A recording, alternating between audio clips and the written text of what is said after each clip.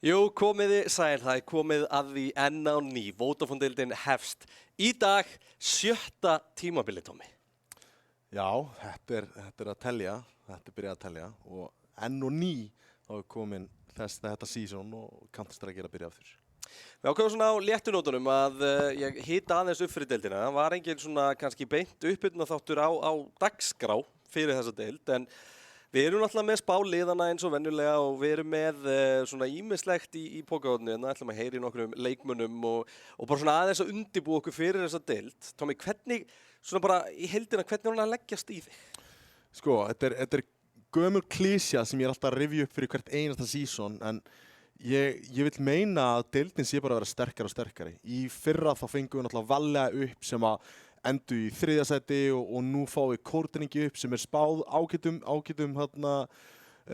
sætum í þessari deild og eru náttúrulega bara með sterkt lið, voru góðir á stórmeistaramótinu og fóru langt í því, alveg alla leið í 8. úrslitin með skjálfstykki og þannig já, það er bara uppgangur í CS-inu, ég vil meina það. Það eru náttúrulega smá breytingar á leikja fyrirkomulaginu í ár. Deildin er lengri.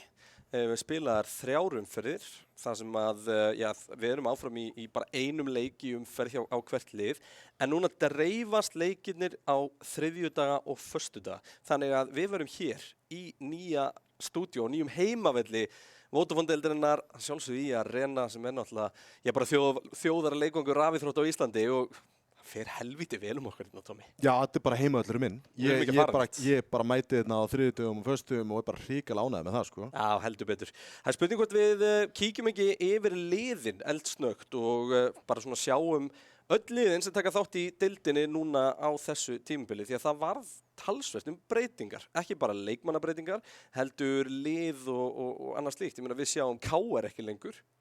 Ekkert KR. Ekkert KR. Fyrsta skipti ætli að sé ekki í 4 eða 5 season sem við sjáum ekki KR-inga. Dálítið leiðilegt að Vesturbæri sé horfinn í nýfluttur ákvað. Já, ég meina það var dagurinn sem CS dó í Vesturbæri. Þegar ég flutti ákvað? Já, miklu frekar en þegar KR hætti Vodafone. En það er bara önnur saga sem við höfum eftir að útkljá endanlega. Það endar alltaf í held í jafnteflum í okkur sem er djúfisins vesen, en það verður bara hafa það.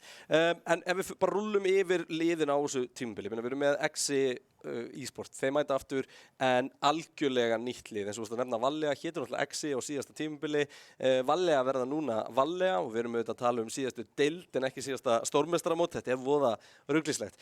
Allur gamli KR-hópurinn, mínus Miðgarðsormur og plús nokkur nýjir mynda Ármann, Fylkir kemur með alveg nýtt lið til leiks á þessu tímabili, eins og talaðum, Kórningi náttúrulega komnir upp, Dusty, ríkjandi deildar og stórmeistarar áfram með náttúrulega sitt lið bara og þar er raun og stóra breytingin svo að fyrir stórmeistaramóti fyrir Stebbi Kókó inn og Miðgarðsormur, fyrir Stebbi Kókó út og Miðgarðsormur kemur inn og að lokum þá er það Saga sem að já, ekki að lokum reyndar, því að Þórsararnir er náttúrulega með alveg nýtt lið og gamla Þórsararlið myndaði Saga. Þannig að þetta er fullt af hlutum sem við þurfum bara að fara í gegnum inn í kvöld. Við höfum ekkert mikinn tíma. Fyrsti leikur deildarinnar hefst núna klukkan korter yfir 8.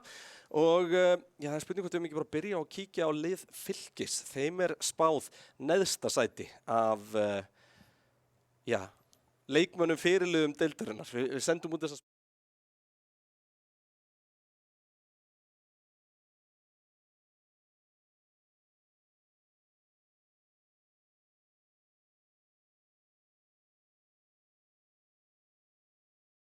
fyrir hinn 2.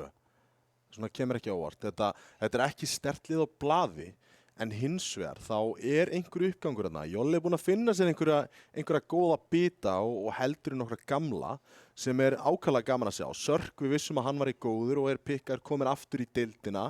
Hann fær patt inn sem að... Já, spyrir hvort við eigum hérna grafíkina það hverju fóru inn og út úr liðinu, því að það voru náttúrulega bara risastórar breytingar. Þetta er alveg nýtt lið. Já, þeir eru bara pikkaðir upp þarna og já, ef við kíkjum náttúrulega förum bara yfir patt. Þetta er bara biti sem að rosalega mikið mörgum langað í af þessum liðum sem eru á þessum svona Vodafone fyrsta deildin, svona þar. Spilaði með IBF í fyrstdeildinu og síðast tímabilið, restina af liðinu spilaði öll með 7 AM og það var náttúrulega liðið sem vann sig upp og Fylkir tekur svo yfir. Spurning síðan, við ætlum að heyra frá nokkrum leikmönnum og svona og spurning hvort að Jolli sem náttúrulega bara liðstjóri liðsins og svolítið svona, hvað var að segja, pappinn í þessu öllu saman, hvort að hann detti ekki inn hvað á hverju, en svona, hver þín fyrstu viðbrögð, Tommi? Þegar mér spáð síðasta sæti, ertu sammála þessu? Já, ég er sammála því, en ég held að við séum að fara að sjá ansi skemmtilega leiki þegar þið fá að fara í möpp sem eru drillaðir í, því að við vitum að þeir eru rosalega sterkir. Við sáum það í Núk sem dæmi á móti K-eringum. Þeir gerðu ansi góðan leikur því á móti ansi sterku K-liði sem að sjálfsögðu tapaði fyrir Exi Vallega þá. Ef að þeir fá að komast í möppin sín, ég er alveg að fara að sjá og taka stig og vera í þessu næstneðsta, neðsta, hver veit, kannski þriðja neðsta, en ég er ekki fara að sjá það rosalega hærra en það, því miður. Nei, mér skilst að Jolli sé komin á línuna. Jolli mættur til Fylkis, ykkur spá neðsta sæti á þessu tímabili, en ef ég þekki þið rétt, þá það ekki stefnan. Já, spá neðsta? Já. Nei, það náttúrulega ekki stefnan. Við stefnum bara á því að verða bara halda okkur uppi, það aðaláttaðan, bara enda þessu völdu, sko. Já, það bara að tryggja sig það að fara ekki í eitthvað umspil að falla aftur niður í fyrstu deildi álíka. Það er engar stórar yfirlýsingar. Það er ekkert stórmeistaramót hérna rétt álíka. Við stefnum alltaf á því að við topp 4. Það náttúrulega bara stefnan, en við tökum eitt leik í einu, sko. Já. Taldum að taka einn leik í einu, þið náttúrulega engan leik í fyrstu umferðspil, við sjáum okkur ekki í deildinni fyrr en í næstu viku. Segðu mér aðeins frá leikmannahópnum, hvernig setur þetta saman? Sko, ég hélt alla Serk frá því bara við vorum með eftir síðast, þannig að við höfum stikkað saman núna í langan tíma. Svo fekk ég til mín 2 drengi úr Dusty Akademíunni, Kate og Andra Þúkei, og svo fengum við Patta frá IBF og ég telur okkur vera með eitt af betri einliðum á landinu með allavega 34.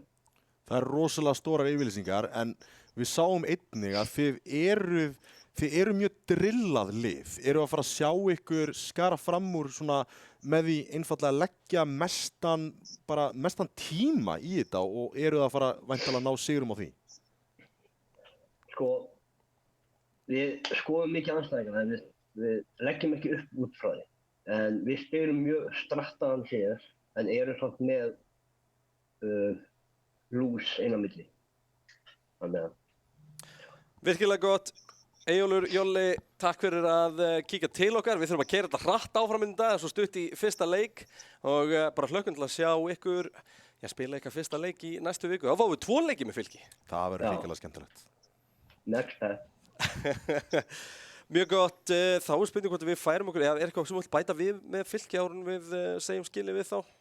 Eins og ég segi, ég held að séu í góðu standi, þeir eru með rétt hugar ástand, þú veist, þeir eru ekkert fara að leita einhverjum sigri í deildinni, þeir eru bara, reynum að halda okkur uppi, reynum að finna okkur andstæðinga þar sem við getum skara fram úr, reynum að gera ykkur uppsett á einhver lið og fá mappúlað okkar og mér finnst þeir vera bara í góðum málum fyrir að setja markmiðið á rétta staði. Ég sé ekki betur en að það sé búið að spoila liðinu sem er í 7. sæti. Það er Saga, ADHD, Dóm, Pandas, Chris og Birnir, turbodrykakóts þarna. Þessi hópur myndaði náttúrulega Þórslið í fyrra. Allir úr þessu liði nema eru Rín og Chris að koma aftur inn. Já, alltaf er Chris inn og út í svona liðum. Þetta er rosa skrítið og skemmtilegt, en það kemur raun og óvart hversu lágt eru rankaðir miðað við hversu mikla mætur leikmenn hafa yfirleitt á nokkur leikmennum. Tökum sem dæmi að ADHD, gríðarlega hæfileikaríkur en hefur einhvern veginn ekki verið að sýna sitt besta undanfarið. Pandas hefur verið tátaði sem gríðarlega hæfileikaríkur svona upprennandi leikmaður. Síðan förum við Dom, Retake King, Chris og Birnir, þetta ekkert lítil nöfnana á blaði, þannig að þetta kemur á óvart, en það þurfti eitthvað að shakea upp í þessum hóp og ég sé ekkert rosalega mikið öðruvísi í þessu liði. Þetta verður áhugavert að sjá hvernig þessi samblanda leikmennum fer. Sko, ef við horfum á, ég ætla bara að spoila hérna smá, en ef við horfum á liðin frá 4. til 7. sæti, þá munar ekki nema 6 stigum á þeim í þessari spá. Og svona til að setja í samanburð og kannski bara útskýra aðeins spána þar, þá fengum við liðin til að spá 1. til 7. sæti mínus þau sjálf. Að sjálfsögðu troddi hvert einasta lið sjálfum sér í 1. sæti eða 2. sæti. En 1. sæti gefur semst 10 stig, 2. sæti gefur 8 stig, 3. sæti gefur 6 stig, 4. sæti gefur 4, svo 3, 2 og 1. Þannig að þannig í raun og veru erum við að mynda þessa spá og spáin kemur frá liðunum og leikmönnum. Þetta er ekkert frá mér og Tóma, það er ekkert hérna eða neinum hérna bak við. Þetta er bara liðin og ég get sagt það allavega að frá 4. sæti og niður í það 7. þá er ekki nema 6 stiga munur. Þannig að þetta er greinilega svæði þar sem að ég virðist vera svolítið erfitt að átta sig á hvernig málin standa og erum við ekki að tala að með Saga, þetta er algjört on-off-lið. Á góðum degi er þetta algjörlega frábært lið, en hjá Þór núna síðustu 2 tímabil, þegar þessi hópur var að spila þar, það var kjarninn, þá var bara of lítið af on-dögum. Já, þeir voru vægast bara hræðilegir á senast tímabilið og það þurfti að einfallega hrista upp í þeim hóp sem að þeir gerðu, sem við tölum náttúrulega seinna, og úr þeim hristingi, ef svo mátti orðið komast, þá verður þetta lið til og já, þú veist, þetta er náttúrulega ATHT Dom, Pandas og síðan kemur Chris, var náttúrulega í Þór á tímabili. Og Chris var alveg með margarmandi betra leikmennu síðast tímabili. Ég er alls ekki að segja hann að vera bestur eða eitthvað áleika, en hann var algjörlega frábær með Tindastól á síðast tímabili. Já, hann var það og virkilega góður og svona leikmaður til að fylgjast með þegar að leiki fara á stað. En mér finnst ATHT ennþá taka rosalega mikið pláss í sínum liðum. Þannig að það er spurning hvernig þar fer fram einfallega út af því að við sáum að hafa virkilega mikil áhrif á Dom, leiksinn, að það var ekki fyrir hann fékk smá pláss og smá frelsi í liðinu sem hann byrjaði að stíga þessu upp fyrir lokin og senastu leikjum á senast tímabili. Chris hefur náttúrulega þetta wildcard, hann er bara hrikalega hæfileikaríkur og nær að opna þetta. Pandas er settur í þetta hlutverk að vera náttúrulega þessi entry-frakker, þannig að honum vantar einhverja til að leika sig með, vantar Chris eða Birni eða Dom til að fylgja á eftir og það er náttúrulega hræðilegt fyrir entry-frakker að hafa ekki þannig mann. En ATHT er ekki að fara að vera sámaður. Hann er að fara að vera maður með vappan sem að reynir að klötsa einhvers staðar senastur, sko. Sko nú erum við búin að hitta sögulið allavega tvísvar hérna á leiðinni að þessari fyrstu umferð og stemmingin er frábær. Liðið búið að bootcampa, fá náttúrulega Birni kom til Íslands til þess að bootcampa með þeim, þannig að það er svona búið að vera ýmislegt gott í þessu. Voru þeir ekki að bootcampa hérna líka? Jú, í Arena. Já. Enda er það bara eini staðar til að bootcampa núna. Bestu tölurnar, bestu Já, skjáðarnir. þú veist, þetta er bara allt í toppmálum. Saga mætir XI í sinni fyrstu umferð, sá leikur er fyrirleikur föstudagsins og miða við að svona allt, þá getur það bara verið mjög spennandi leikur. Já, í alvörinni, þetta lið eins og sagðir, þetta er rosalega mikið on-off lið, þetta er stemningslið og þetta er náttúrulega bara hrikalega skemmtilegi strákar að spila með og horfa á spila, en í off-leikjum þá eru þeir off. Mórallin er niðri og það þarf einhver til að hæpa það upp. Ég er ekki sjá neitt hæpmann að þinni. Þið miður. Það er, þú veist, mögulega Pandas, en ég meina hann er samt yngsti leikmaðurinn, alltaf erfitt að vera litli kjáni. Það vantar einhvern til að bara taka upp á nakkadrampinu og bara hrista þá. Þú varst alltaf kallað litli kjáninn. Það var erfitt. Já. Við slum færa okkur yfir í liðinu sem er spáð 7. sæti, sleppur þá við fallið og það eru nýlegar kortrekkja. Og það er aldeilis, þetta er ekki kortrekkir. Nei, skemmtilegt line-up samt. Þarna eru kortrekkjirnir. Demantur, Hyperactive, Seni, Blaster, Sneaky, Classy og X8. Seit, já. Það er sko, það er með þess að vantar held í einn í rosterinn, eða ekki? Nei, Var þetta ekki 8 mann á roster? Voru ekki bara 7 hérna á blaði? Nei, þeir eru 7 held ég. Ég veit ekki hver 8. er. Ég held Það er rétt við, alveg þeir eru 7 hérna. Það vantar hérna línu í skjalið. Þannig að, já, þeir eru 7. Og hvernig byrjunarliði hjá Kortryggjum?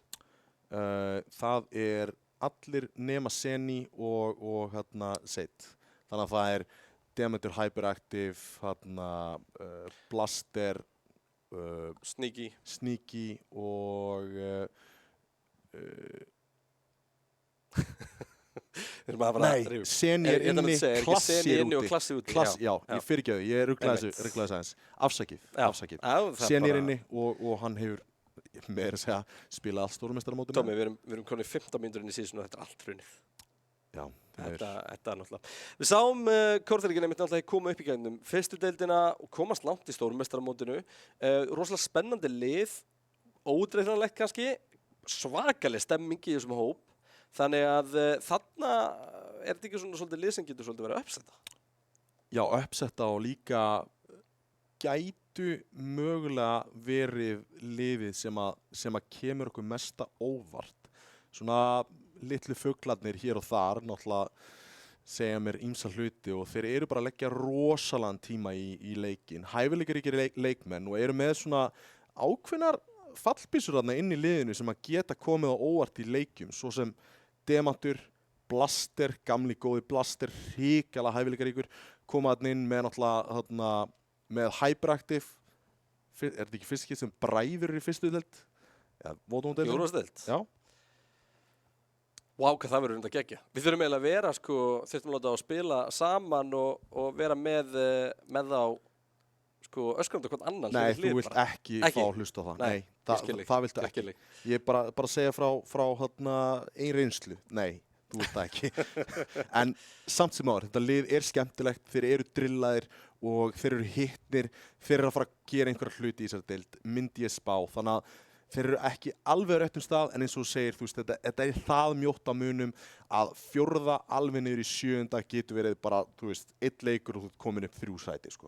Já, og búin að vera að spila saman lengi líka hópurinn að mestu leiti allavega, þannig að það lofar það góðum. Alltaf svolítið spenntu fyrir liðunum sem eru búin að vera að stikka, hafa verið í neðri deildunum, alltaf hétu við öðru nöfnum og allt þannig, en þetta er í grunninn stórum hluta sama lið og við sáum í stórmeistaramótinu fyrir árið síðan. Já, og ég ætla að taka líka sérstakt shoutout á þjálfara þeirra, Seid, hann er hrikalega góður þjálfari og eitt sá, má segja, vitrasti svona Counter-Strike, svona brain á Íslandi og er búinn að vera að hjálpa þeim augljóslega því að hann er með gríðarlega mikla reynslu á bakinu og það verður gaman að sjá svona, fá að sjá meira svona hvað hann er að gera í leikjum. Já, þá er spurning hvort við færum okkur ekki yfir í liðið sem er spáð 5. sæti, voru ekki örugglega komið þangað? Jú. Það er liðið XI. XI, þetta eru þeir hósið Jón, Kelly Turbo, Mini Degrees og Triple G. Að stórum hluta til liðið sem að myndaði Tindastól á síðust tímabili, bara að sjá hvernig þessar hrókeringar voru allar. Við ættum að eiga grafík inn og út hérna. Og Triple G náttúrulega kemur inn í Tindastólsliðið á síðast tímabili, var náttúrulega í XI á sínum tíma, stígur núna aftur inn í XI og þarna inn svona er stóra breytingin sem er á hópnum er að Kalli Mini Degrees komin hann. Og það er stór breyting í alvörunni. Sá gæi er hrikalega góðu vappi, eitt er að besta á Íslandi, en það hefur verið svona eitthvað issue, leyfum mér að segja svona, hann er búinn að eiga óheppileg tímabil. Hann er komin í hafið og fekk rosalega lítinn spilatíma þar og það gekk bara einfallega engan veginn upp. Hvort sem hafi verið hafið eða dösti allana var í þeim kjarna og það gekk einfallega ekki upp. Eftir það fer hann bara niður í fyrstu deild og er bara þar einhvers staðar og síðan ákveður að koma aftur upp. Hæfileikarnir klárlega til staðar og þetta er einn af þessum leikmennum sem var svona á hann ekki verið í einhverju liði í Vodafone-deildinni. Og hann er komin aftur upp, það verður rosalega gaman að sjá hann núna. Það sem er líka rosalega áhugavert að sjá er að, við vorum að tala Kórdrengi og Sögu sem eru þá í 7. og 7. sæti. XI spila 2 leiki þessari viku. Þeir spila í kvöld og þeir spila á föstudaginn á móti Kórdrengjum og Sögu. svona bara já, miðað við spána, ótrúlega mikilvægi Já. leikir strax í byrjun. bara virkilega mikilvægir og þeir eru augljóslega núna inn á server að hita sig upp því að þeir vilja byrja vel. Já, þess vegna er ekki í viðtali. Nákvæmlega. En þarna, já, þetta eru leiki sem að þeir vilja náttúrulega að sjálfsögðu byrja vel seasonið. Þeir vilja gera það náttúrulega sem Tindastóll í fyrra, þá voru þeir með svona uppgang en þeir voru ekkert að sigra leikina. Þeir voru alltaf næstu því hér, næstu því þar, töpuðu náttúrulega leik, bara mjög leiðilegum leik hérna á tímabilinu í Overpass sem við erum búin að þullgreina, en hérna þeir vilja byrja vel og enda vel og það er náttúrulega bara fyrsti leikur.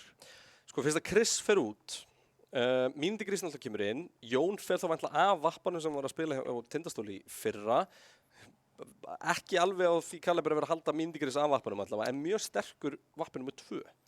Mjög sterkur vappin nr. 2 og það eru fleiri liðinu sem geta grepið líka í prikið, en Jón að sjálfsögðu bara þarna nr. 2 vappin í liðinu myndi að halda allavega og þeir voru að elevata skill-levelið sitt alveg virkilega mikið upp bara á þessu Míndigrís pick-upi því að hann er lúmskur kallinn. Já, Exi stóð sér vel í stórmeistaramótinu með þennan hóp. Það er spennandi að fylgjast með Exi, þeir opna, hefur mér skjáttlast ekki, þeir eiga fyrsta leik deildarinnar hér bara, já, eftir, förum í loftið korter yfir 8 með beina útsendingu frá leikjum kvöldsins, en þá held ég að sé komin tími til að kíkja á nýtt lið Ármanns. Og já, sá hópur, hann er heldur betur hópur, við erum að tala um Krúser, Ofvirk, Hundsa, Varg, Thomsen, Peter, Dossen og Palli Bóndi. Sko, getum við dregið fleiri legendary síðan upp úr hattinum með það? Þú veist, og bara til að setja svona kissubyrði á toppinn, þá er Vargur hana. Já, það er náttúrulega bara stæðsta nafnið. Bara, ég byrjaði fyrir löngu síðan að spila CS og hefur ekkert verið að taka mikið af pásum. Ég leit sem Varg sem andstæðing minn. Nei, ég segi svona. Hann er bara einn sá besti sem að Ísland hefur framleitt og að fá hann tilbaka í senuna er rosalega skemmtilegt, svona nostalgíu feelingurinn, en ekki bara það. Hann er að hitta, hann er að spila og það er mjög gaman að sjá svona uppgangin og hann er greinilega komið með einhverja bakteríu, CS-bakteríun aftur. Já, vægast sagt og ég get sagt það, ég var þarna þegar Vargurinn mætti aftur. Ég var á servernum og þegar Vargurinn mætti spilaði í 2 svona hvítum garðstólum sem að þú hatar. Já. Og því hann var ekki með einn annan stól á svona litlu borði og við bara já, hann er mættur aftur. 4 í fyrsta rándi. Easy peasy, lemon squeezy. Það bara að þurfti ekki að flækja þetta. Gaurinn er bara fættur í að spila CS. Ég vil meina það, hann er bara það góður í CS og hann er búinn að leggja svo mikla vinnu í leikina. Það er eiginlega bara leiðilegt að hann hafi ekki verið að spila fyrir þetta, en gaman að fá hann. Tómas, þú ert þarna, talandi mann sem er fættur til þess að spila leikinn, þá er maður sem er fættur að vera í sjónvarpi hérna. Thomsen. Það er strákurinn. Það er strákurinn, velkomin. Takk. Segðu okkur aðeins frá Ármanni. Þannig að þekka þið allir sem Thomsen úr KR eða Dropped Elite. Já. Og KR er náttúrulega búin að verma annað sæti í deildinni núna aðeins og oft. Ekki Thomsen í hafinu það? Jú, Thomsen var alltaf í hafinu líka. Líka í hafinu. Þú var síðast í hafinu með þess að. Já. Þannig að þetta er skamtífamminni. Hann vil líka gleyma. Það var erfitt tímabil. En Tommi, segðu okkur aðeins frá þessu Ármanns máli öll saman. Hvernig kemur þetta til? Af hverju eru Ármann og þessi hópur af risanöfnum? Já, sko, við náttúrulega erum allir félagar við KR strákarnir, Korið, ég, Alli, Krissi, Hundsi og höfum spilað ógeðslega mikið saman og erum með rosalega góðan grunn og við eiginlega bara svolítið svona ef við ekki bara taka þátt. KR-ingar voru með slott og við vildum svona, við elskum hérna leik og við getum ekki spila. Nei, við líka fáum ekki nóg að ykkur sko. Og svo erum við bara að leita að mönnum og það var nú ekki mikið í boði fyrst.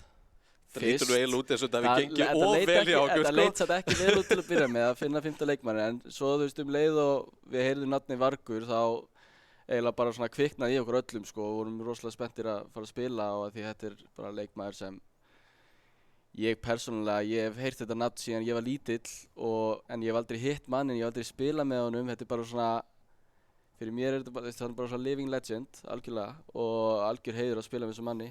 Ég held líka að við erum að gefa þetta heiti svalasta nikki í bransanum, sko. Þetta ekki er spurning. flottasta íslenska nikk bara allra tíma. Klálega. Ég vil meina það. Ég er með nokkra spurningar fyrir þig. Já, Númer 1. Þú ert með Palla Bonda, já, hann var bestur í CS á tímabili. Með Varg, mhm, bestur í CS á tímabili. einmitt, Þú ert með Ofvirk, já, bestur í CS á tímabili. og Cruiser, Með Cruiser, já. var hann bestur í síðasta tímabili? Hann var með alveg klálega í Source, alveg bara, Það eru 4 gaurar í liðinu. já. Eru þið rankaðir of lágt með við þetta? Mér finnst það, mér finnst menn vera klálega vanmet okkur og okkar getur sko. Við erum alveg menn sem geta mætt inn á server, óæfðir og kreist sama round. Sama hversu undirbúnir og óundirbúnir við erum sko. En við erum búin að vera svona ágætlega duglegir að spila núna og svona koma okkur í gang. Og þú veist, eins og við erum búin að spila svo rosalega mikið saman, við bara smellum inn og að hafa mann eins og Varg þetta með sko, hann hefur svona, Hann hefur hlut að segja. þetta er líka bara, hann er mjög opinn að segja hvað hann vil gera og svona, hvað hann vil laga, bara já við þurfum að laga þetta, við erum þannig að laga hitt, hann er rosalega góður og bara up front með það og við höfum rosalega mikið respekt fyrir honum sem spilara og við erum allir svo rosalega mikið respekt fyrir hver öðrum, við treystum hver öðrum, þú finnur fyrir því og það er svo ógeðslega mikilvægt í CS, ég bara viðurkenna þess þegar ég var í hafinu, því maður fann alveg fyrir svona smá, svona leikmenn voru ekki alveg að treysta þér 100% og það kannski hræðst fór svolítið í hausinn á manni, en eins og þú veist, eins fáránlegt það skilur þá bara saknaði ég virkilega að spila með mínum mönnum sko. Það er ekkert fáránlegt að segja það, það er bara maður. Já, mega bara Maður vill spila með sínu liði. fullkomið sens. Sko, nú, eins og segir, fólk kannski svolítið að sofa á ykkur. Ég meina, ykkur er nú samt spáð stórmeistarasæti, það er að segja komast inn í stórmeistaramótið. Eina sem ég myndi segja er að sko, samkvæmt töflunni, þá er það að fá næst í helmingi færri stig en næsta lið, þannig ég skil þann hluta. En meina þið lítið klálega á okkur sem lið sem getur unni hvert sem er á réttum degi þegar. Já, en ég held að eina ástæði fyrir því er kannski bara því að við erum svolítið nýir, svona þú veist nýlega, þetta var svolítið svona last minute og fólk heldur að við þurfum virkilega að vera drillaðir, en ef fólk hefur hort á KR og hvernig við spilum, þá vorum við aldrei neitt brjálæslega drillaðir, við vorum svolítið bara work a default og spila á hvern annan, í kringum hvern annan og það er svolítið svona okkar spilastíll er svolítið bara að reyna að spila sem lið, sem heild og við erum bara mjög góðir í því og ég held að fólk sé klálega að sofa á okkur, það er ekki spurning. Við höfum lent í öðru sæti næst í hverju einustu sísoni. Áttu það svolítið í áskrift, já. Já, þannig við erum svolítið búin og þú veist, með Dusty í fyrsta sæti og það er náttúrulega erfitt að díla við þessa litlu gutta sem gerir ekki annað heldur en að spila hann leik sko. Og þú veist, við erum náttúrulega bara komnir á aldur og þurfum að sinna öðru líka. Ef við förum aðeins inn á það, þú veist, þannig að það eru litli guttarnir sem er að spila CS og eitthvað og þeir eru konar á tíma. Er nægur tími hjá okkur til að leggja vinnu í að setja markmið hærra en þetta 4. sæti? Sko markmiðið okkar er náttúrulega alltaf fyrsta sæti og við hugsum ekki annað. Við spáðum okkur í fyrsta/öðru sæti með Dusty og auðvitað eru Valli á rosalega sterkur leikhópur en eins og ég hef ekki no offense á hinn liðin en ég hef engar áhyggjur af okkur á móti öðrum liðum. Ég meina við getum alveg tapað á móti hinum af þessu liðum í einu leik en ég held að fólk sé svolítið að sofa á hvað við erum með rosalega sterka leikmenn og við kunnum að spila CS og við erum ekkert að grínast sko. Þegar við förum aðeins inn á leikmannahópinn líka, ég var að telja upp, þú ert með Palla Bonda Varg, þú ert með Cruiser, þú ert með, og síðan Dawson, hvaðan kemur hann? Sko, Dawson hefur náttúrulega verið í senunni lengi og hætti í senunni eftir að hann var með KR Black, mann ég, sem var season 2 býst ég við, hann hætti eftir það, en það var náttúrulega aðalega bara því að liðið sjálft floppaði og en sá strákur er alls ekki lélegur í Counter-Strike og ég held að ef hann er með réttu mennina í kringum sig, nú þekki ég hann persónulega sko og hef spilað með hann áður og ég veit hvernig hann er og hann var í rauninni mjög fljótur að koma í hugan minn sko. Fáum við einhvern spilatíma á hann eða þau eru náttúrulega með stóran back? Já, hann fær kannski eitthvað, ég veit það ekki, en hann, jú, mögulega. Það var einmitt mín spurning bara næst. Þið með skilgreint byrjunarlið? Nú byrjið þið eitthvað fyrsti leikur á móti Dusty, bara eldskýrn? Já, þetta er náttúrulega, sko, leikiplanið var fyrst að við áttum að fá bróður Óla á móti kórdrengjum fyrst umferð, það var fyrsta planið og það var svona, við vorum smá svona spennti fyrir því að við höfum alveg æft okkur á móti þeim og það hefur, ef ég var hreinskilinn, það hefur reynst okkur erfitt að spila á móti þeim og kannski er það bara eitthvað sem er í haustum okkur en það var gott fyrir okkur að æfa á móti þeim að því það virkilega þjálfaði hausinn okkar á móti svona, það sem okkur leið bara eins og við þurftum að vinna. Það er allan stór leikur fyrir greiningabræðina, sko. Já, þetta er nefnilega, sko, og þú heyrir alveg á Óla að þetta skiptir hann máli, sko. Það er flott. Það er koma jól, þeir þurfa saman í eitthvað boðum og eitthvað, sko. Já, Óla langar að vinna ennþá meira þegar hann er á móti bróður sínu, það er ekki spurning, sko. Og það er rosalega, já, það er bara þannig. Þetta er bara frábær lokaður, við þurfum að halda áfram með þetta. Tómi, frábært að fá þig aftur í deildina. Ég hlakka mikið til að sjá ykkur strax á föstudaginn. Höldum það áfram og þá erum við komin í verðlaunasætin, liðið sem er spáð 3. sæti, Þór Akureyri. Og Þórsararnir eru með heldur betur nýtt line-up. Það er einn maður eftir úr því gamla, það er Rín. Annars er þetta Steppi Kókó, Delli, Alli, Detonate og Instant. Og þetta er náttúrulega spikkaður hópur. Þetta lið er ekki að djóka, sko. Ef þetta lið er að spila Counter-Strike saman og er að spila no Counter-Strike saman, það verður skemmtilegt að horfa á. Við minna það er bara nákvæmlega máli. Þannig erum við náttúrulega að fá Detonate aftur í deildina og hann er svolítið svona samunaði með sínum gömlu félögum að mjög stórum hluta.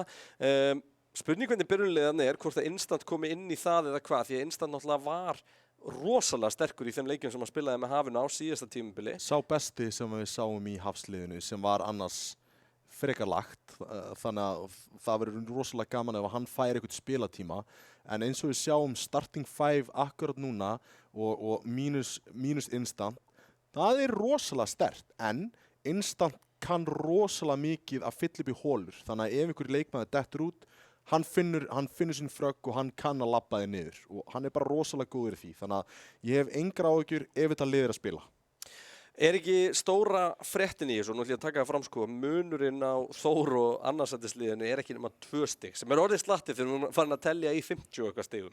En erum við ekki að tala um að stóra fréttin í þessu, fyrir utan alltaf bara það að Þór fer bara fyrir þessa hreinsun. Þetta er bara með lið sem var ekki alveg búið að virka, Rín er þarna eftir, restin er skipt út og inn koma náttúrulega bara mörg af stærstu nöfnum CS-senunnar og það er náttúrulega sérstaklega kannski, sko, ég ætla kannski ekki að kalla hann sérstaklega út eitthvað umfram hina, en það að við séum að fá Detonate aftur inn er náttúrulega bara geggjað. Það er náttúrulega bara heima í úrvalsdeild. Já, það er storyline. Þegar hann náttúrulega fer, þá voru margir sem voru svona, þetta er einn af þessum gaurum sem er límið sem getur límt saman eitthvað lið til að leggja þessa risa sem að Dusty er, sem að var þá fylgir og verður Dusty.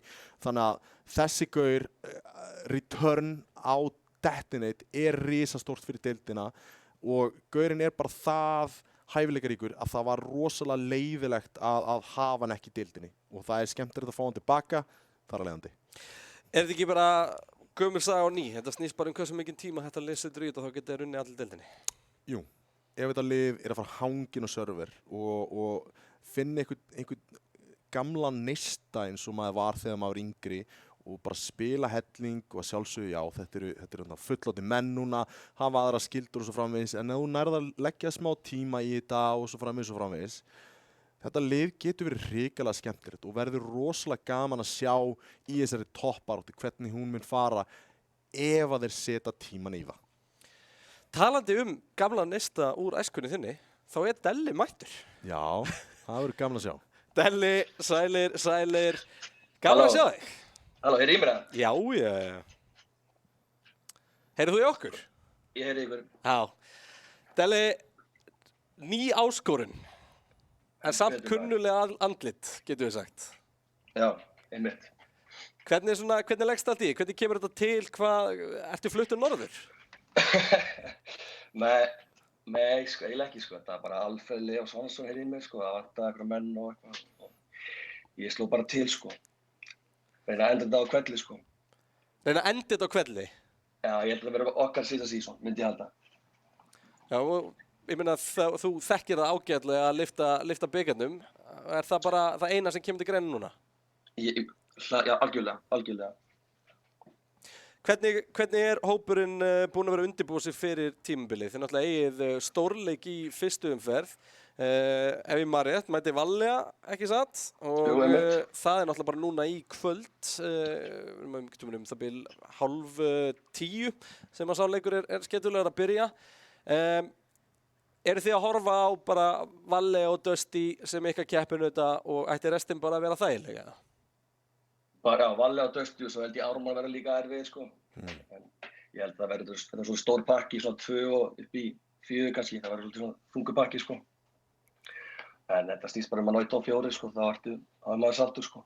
Nú vorum við að ræða að sjálfsögðu hversu mikinn tíma þið eruð mögulega að fara að leggja í eins og þú segir, senasta kvellin. Eruð að gera það? Eruð að leggja tíma í þetta, leggja vinnu í þetta? Ég ætla ekki að vera ljúgaður hérna, en við erum búin að spila mjög lítið eins og staðan er núna, sko. En við höfum heilt ár og planið er að spila svolítið helgar, sko. Og við hljótum að finna tíma og ná að þjappa okkur vel saman. Þetta er lið alveg, menn það geta verið að æsa í þessum liðum, sko. Nú eins og við vorum að tala líka áðan, Detonate er að koma inn í deildina aftur. Hversu stór partur svona af liðinu er Detonate? Bara hjút, sko. Miklasti parturinn og mjög gott að fá hann tilbaka og þægild fyrir mig líka. Mjög þægild fyrir mig að hafa hann enda baka mig, sko. Öryggisnettir. Stöður, að því, þreytagallinn, það er bara búið. Það var svolítið planið, þannig að það var í gamla hafinu. Ég ætla að vona að sé eitthvað heimildamyndafólk að horfa. Þetta hljómar svona eins og Delli sé að stilla upp í eitt Last Dance hérna. Ég kann að meta það. Já, virkilega áhugavert. Ótrúlega skemmtilegt. Delli, ég ætla að leyfa að fara undirbúið aftur með liðinu. Takk fyrir að droppa inn á okkur hérna í kvöld. Takk. Já, þetta er nefnilega, Þórsliðið, þetta er rosalega áhugavert á öllum. Ég bara saman hvernig þú lítur á það, þessi hópur, að fá alla þessa leikmenn saman, fá þá aftur í úrvalsdeildina. Þetta er bara svo áhugavert. Við erum meira að segja ekki búinir að minnast á einn leikmann sem að náttúrulega kemur úr Dusty. Já, við myndust á hann áðan, en sem að væntanlega svo er það náttúrulega hitt. Vill mæta sínum gömlu félögum og leggja þá á velli. Og hann er með lið í kringu sem hann getur áorkað því með. Þannig að það er ennþá skemmtilegra að rýna eins í það. Hversu mikið hann vill það. Hvað er Steppi Kókó með marga MVP-a úr mótum hjá okkur? 3 úr deildum og stórmeistarmóts. Var bara risapartur af öllum uppgangnum í Fylki, öllum uppgangnum í Dusty þegar fylkisliðið kemur yfir. Ég held að það hafi komið langflestum á óvart þegar hann hættir í Dusty núna fyrir stórmeistarmótið og þetta var stærsta saga sumarsins. Steppi Kókó út og svo Miðgarðsormur yfir. Já, og ég meina, ég get bara að tala sjálf á mig allavega, en þegar að ég er farin úr liði á einn veg eða annan, þá vil ég ekkert meira heldur en að leggja þá á velli. Já, ég held að það séu bara fín orð til að klára þetta. Þór með gríðarlega spennandi hóp og bara starf fyrir þetta tímabil og verið fróðilegt að sjá hvort að þessum gamla kjarna plus Rín og Kókó takist bara einfaldlega að ná sömu hæðum og þessi leikmenn eru vanir að vera á. Það er bara ekkert flóknara en það. En þá skulum við snúa okkur að liðinu sem er í öðru sæti og það er liðið sem var í öðru sæti í stórmeistaramótinu, Vallega. Og hér eru engar breytingar. Þetta eru Narvi, Góter, Spike, Denos og Stals og ég ætla að viðurkenna það að ég held að allavega frá mínum bæjardyrum þá ætti ég vona meira frá þeim á stórmeistaramótinu miðað við hvað þeir voru frábærir, sérstaklega eftir því sem að leið á deildin á síðast tímabili og maður velti því fyrir sig hvort að stórmeistaramóti var þá smá flopp, hvort að Dusty voru bara svona ótrúlega sterkir eða hvort að deildafyrirkomulagi kannski hendi bara betur. Ég held líka að spila inn í að það voru ákveðna tafir á milli, það var sumafrí á milli Algjörlega. Og þetta er náttúrulega eins og við segjum fullorðnir menn, þeir þurfa að sinna öðrum hlutum á þessu tímabili og ég held að það hafi verið alveg smá partur af því hvernig stórmeistaramótið fór. Þeir viðurkenndu sjálfir að undirbúningurinn hafi ekki verið upp á 10,5 og það megi bara búast við þeim gríðarlega sterkum núna í deildakeppninni og þá komandi stórmeistaramóti. En þú talar breytingar, þetta lið, það ákaflega ólíklegt að þetta lið geri á einhverjum tímapunkti í deildinni allavega einhverja breytingar. Þessi hópur bara limdu saman. Já, þeir voru með náttúrulega einn á bekknum. Það svona worst case scenario, við náum ekki redda því svona þannig. Já, þessi gæjar vilja bara spila saman. Þetta er 5 manna. Kemur inn á bekkinn frá Þór á síðast tímabili, spila alltaf með stórum hluta þessum hóp í Seven á sínum tíma og hvað er að segja hérna? Við vorum að margir kölluðust alls einfallega besta leikmann síðast tímabils, eða Narva, þú veist, það var rosalega mikið svona í kringum þetta, kannski helst svona Narvi sem var með þessi stóru play sem allir tóku eftir þegar þau komu, en til dæmis svo Stals bara mætti hvern einasta leik, en þegar maður skoðaði bara heilt yfir, fór bara að skoða og rýna bara eins í data og þetta, þá mætti bara hvern einasti leikmaður í alla leiki tímabilsins. Já, í rauninni, þú veist, það eru rosalega fáir veikir partar. Við sáum þessa innan gæsalappa veikasta partinn, Ingimlítarinn Den og stíga oftar en einu sinni upp í leik og taka hálfleik, taka hérna, taka þar, opna, gera góð rít, eitthvað þannig og höldum áfram bara upp lestina.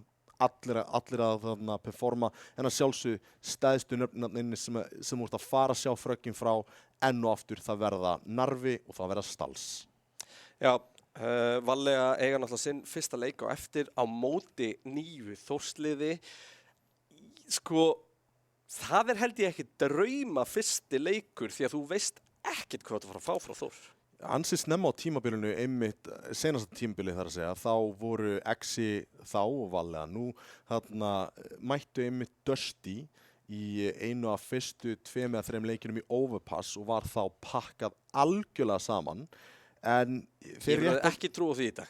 Nei, þeir réttu af bátinn og ég hef rosalega litlar áhyggjur af því að þetta lið muni brotna einhvern veginn eftir leik. Já, en það ég ekki að tala sko að þeir brotnið ekki áleika. Það sem ég meira meina að þessi leikur í kvöld að fá Þórsliðið, lítið búið að sjá staði spila saman, það bara svona ódreiknileg stærð akkurat núna. Já, getur náttúrulega verið ákveðið honeymoon period þegar þú komið með nýtt lið inn, að sjálfsögðu það eru 3 leikmenn sem eru búin að vera viðloðandi við í mjög langan tíma í Alladella og Detonate og síðan kemur þetta honeymoon period þegar Rín og Kókó kom inn í liðið og þú veist ekki hvernig þetta smellur allt saman, en já, það verður áhugaverð leikur, svona unknown quantity í þessu Þórsliði sem að mæta mjög known quantity í Vallega. Við vitum hvað við fáum frá þeim.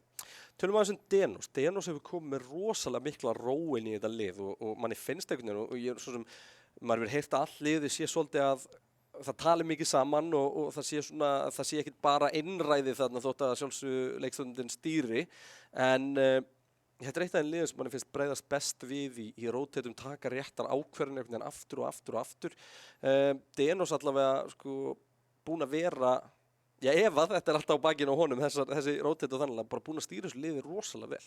Já, virkilega, og ég held að þeir hafi implementað þetta gamla góða kerfi í þessari sænsku ró í koms.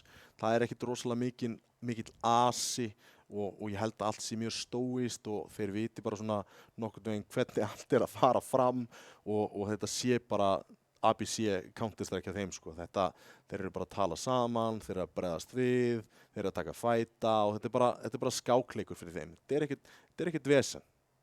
Nei, þá held ég við segjum bara skilið við Vallega. Þá er liðinu sem er spáð topp sætinu í deildinni. Það eru deildar og stórmeistarar Dusty. Dusty liðið tefli fram sama liði og teflt var fram í stórmeistaramótinu. Það er að segja að Miðgarðsormur kom inn í stað Stebba Kókó og við sjáum eins og nýtt nafn á listanum, Clever. Já, mjög áhugaverð viðbót verði að segja því að þetta er ekki in-game leader og þetta er ekki svona gamall in-game leader en að sjálfsögðu við þekkjum Stebba Clever, hann er mikill sigurveri, hefur verið í bestu liðum Íslands í mörg ár, þannig að það gæti verið að hann komi inn með einhverja hluti sem að geta róað koms hjá þeim, lagað ákveðnar hluti. Reynsla. Já, bara gríðarleg reynsla og gæti hjálpa þeim, jafnvel ef einhver verið veikur. Já, verðum með þeim hann á bakvið tjöldin. Dusty-liðið, við ræddum það náttúrulega í kringu stórmeistaramóti hvað þessi ákvörðun að í raun og veru skipta Stebba Kókó fyrir Michaelsson væri stór og það þarf kjark í svona ákvörðun, það verður bara að segjast. En Michaelsson allavega í stórmeistaramótinu leit út eins og hann væri bara að spila með liðið sem hann hefði spilað með mjög lengi. Já, og hann líka nýju ról sem að liði í rauninni tók upp eftir að Kókó var tekin úr line-upinu, þá Þorsteinn yfir á Vappan hefur náttúrulega verið að dominera hérna á riffilnum og verið í þessu karri hlutverki og kemur yfir á Vappan. Ég hafði spurningar af því sem ég hefði séð af honum og hann tók græna prikið og tróði henni kokið á mér með að vera geggjaður á því og það verður bara skemmtilegt að sjá hvernig sú þróun helst áfram. Er hann búinn að vera að bara halda áfram í þessu hlutverki eða sjá eitthvað nýtt? Er það að fara eitthvað rifflameta eða hvernig sem það er? Hér kemur, þessi headphone þarna beint á þig. Maðurinn sem getur svarað spurningunum. Maðurinn sem getur svarað spurningunum. Bjarni, leikstjóri Dusty. Þegar við sáumst hér síðast þá held ég að þið voru fyrst til að lifta titli hérna inn í þessu, inn í arena allavega. Það var snillt sko, það var góða leikar á móti Valega. Hérna, tímabilið að byrja, þið náttúrulega búin að vera að keppa í eldudeildunum núna í sumar og náði í stórmeistaratitlinn, náttúrulega ekkert langt síðan við vorum hérna með stórmeistaramótið. Engin breyting á liðinu nema þá að Clever kemur inn síðan þá. Hvernig er stemmingin bara í hópnum? Ég held ég þurfi ekkert að spurja þig allavega í hvaða sæti þið stefnið á að enda. Nei, það ætti að vera vitað mál. Fyrst eða bust? Já. Erlendis gengið brösulega sko, en ég er ógeðslega spenntur fyrir komandi tímabili og ég held að eins og þið nefndu að þá er viðbútinn hans Clever, ég held að komi mörgum á óvart en ég held að hann muni líka koma mörgum á óvart. Hann er strax byrjar að gera mjög góð hluti fyrir okkur og er bara ótrúlega metnaðarfullur í þessu nýja hlutverki. Þegar hann kemur inn í þetta coaching-ról náttúrulega, hann er eins og ég nefndi áðan ekkert með bakgrunn sem einhvern in-game leader og hefur ekkert verið annað en secondary caller í liðinu sínum og en er náttúrulega alinn upp af gríðarlega góðum in-game leader í gegnum söguna. Já. Hvað eru það að fá hann inn í liði til að gera? Er hann að eitthvað sem þú mátt segja? Já, sko við erum að fá hann inn náttúrulega bara sem algjöran reynslubolta. Við erum að fá hann inn sem bæði taktist og líka andlegt sko. Hann bara hjálpar mönnum að halda haus bæði þegar að gengur vel og gengur illa en hann bæti bara svona heilt yfir svona gerir liðið meira stabílt einhvern veginn sko. Hjálpar að róa. Er það eitthvað sem þið höfðu mikil þörf á? Já, sérstaklega sko. Sérstaklega erlendi sko. Það varð æsingur og hann að mínum mati er búinn að vera bara lykilmaður í íslenskum CS bara forever sko, bara síðan að Go kom út held ég. Já, og náttúrulega bara fyrir það 1.6, bara greiðilega góð leikmaður, mikið að hæfileikum hann á bakvið. Er eitthvað upcoming fyrir Dusty sem að við getum fylgst með, sjálfsögðu annað en Votuvaldeildin? Það er ESA bara. Voru ekki að fara út líka? Jú, það er enda það. Við erum að fara út á Erlendlaga núna eftir, bara í þessum mánuði, loka oktobers. Þá erum við að fara til Bretlands á Epiclan. Spennandi. Þið kepptu náttúrulega því í fyrra með fínum árangri framan af en svo var þetta svolítið þungt, var það ekki? Jú, við náðum þriðja sætinu tvisvar í röð, náttúrulega hintu skiptinu online. Nú er bara komið tíma á að klára þetta. Yes. Þú sá Spanna einhverju leiti það ekki, hvernig hún endaði, hvernig fannst þér allavega svona þetta hljóma? Er þetta svona í takt við það sem þú átt vona? Nei, spáin sem ég skilaði var aðeins öðruvísi.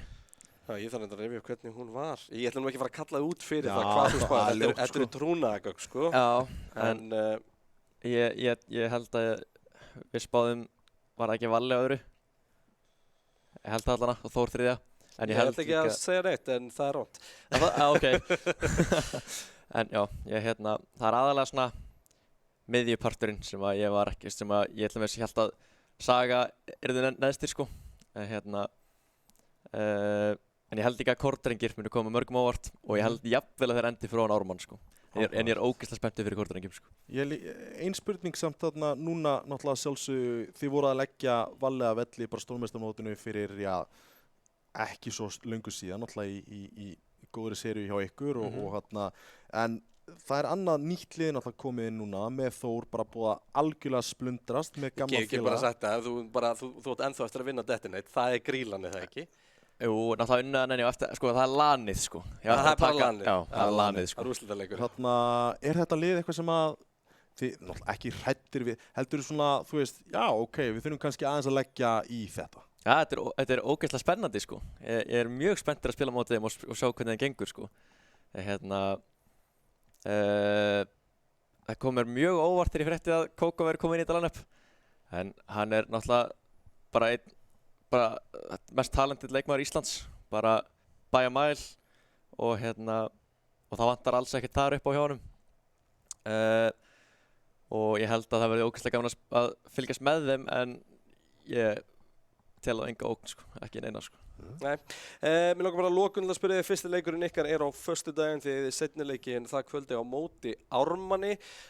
Ármann svona pínu óskrifu stærð akkurat núna. Það ekkert óþægilegt að fá fyrsta leikinn á móti liði sem að þið kannski viti minna þótt að náttúrulega því að við spilum ofta á móti stórum hlutarliðsins? Það bara ógeðslega spennandi sko, það ekkert óhugnalegt við það skilurðu en ég bara ógeðslega spennandi mér finnst ógeðslega spennandi að vita bara til dæmis hvaða line-up að þessum 8 sem eru skráðir held ég að séu spili. Ég held að það sé svona körfbólið sem þeir eru að fara að henda í. Þú veist ekkert hver að spila. Þeir eru bara að biðja að enginn velja í draumatildina. Já, það er þannig. Já, Bjarni, ég ætla nú bara að fá að kveðja þér núna það styttist í fyrsta leik, við þurfum að fara að taka pásu og eitthvað svona dót en gangi ykkur vel og við hlökkum bara til þess að fylgja ykkur inn í þetta tímabil. Á meðan við kveðjum Bjarna, þá spurning hvort að við fáum upp hvernig þessi spá fór með tölum og öllu og hún hér. Og sjáum það að Dusty var spáð afgerandi fyrsta sætinu með 68 stig af 70 mögulegum. Vallega eru svo í öðru með 52, Þór með 50, Ármann 26, XI í 5. með 25, Kortdrengir í því 7. með 22, Saga í því 7. með 20 og Fylki spáð bottsætinu með 9 stig. Tommi, er eitthvað sem við eftir? Erum við ekki bara að fara að kveðja hér og við snúum aftur bara eftir örskama stund með náttúrulega fyrstu leiki deildarinnar. Það alveg nýtt prógram, þá erum við á stöð 2 og allan pakka af maður, þannig að það ekki? Jú, það í rauninni bara ekkert vansagt, við bara sjáumst þetta bara stutta stund með kannerinn. Klálega áður við förum, þá sjáum við hérna dagskráin á skjánum. Þetta eru leiki kvöldsins, við byrjum á XI gegn Kortdrengjum og Þór Vallega svo seinni leikur kvöldsins. Útsendingin hefst, ekki korter yfir 8, þótt að leikurinn hefst 20:30. Jú, en ég held að það sé þannig. Nú, við sjáumst á eftir, takk fyrir að fylgja okkur í gegnum þetta og það komið besta tímabilið hefjist. Á stóra sviðinu. Öddi eða Steindi. Stóra sviðið hefst 22. október á Stöð 2. Velkomin á stóra sviðið. Steinunn Ólína leggur fyrir þá Auðun Blöndal og Steinda Junior finnar og fjölbreyttar áskoranir. Í hverjum þætti fá þeir til sín þjóðþekkta einstaklinga sem aðstoða þá við að leysa þessar þrautir eftir sinni bestu getu. Stóra sviðið hefst 22. október á Stöð 2.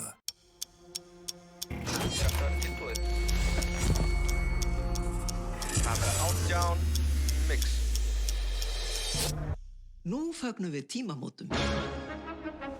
Stöð 2 sem negldi sig inn í sögubækurnar þegar hún fór í fyrsta sinn í loftið er 35 ára. Við höldum upp á það í sérstökum afmælisþætti með fullt af góðu fólki, tónlist, alls konar lífi og fjöri og góðum hugmyndum. Nei, minningum. Og góðum minningum. Allir tilbúinir? Gjörðu svo vel.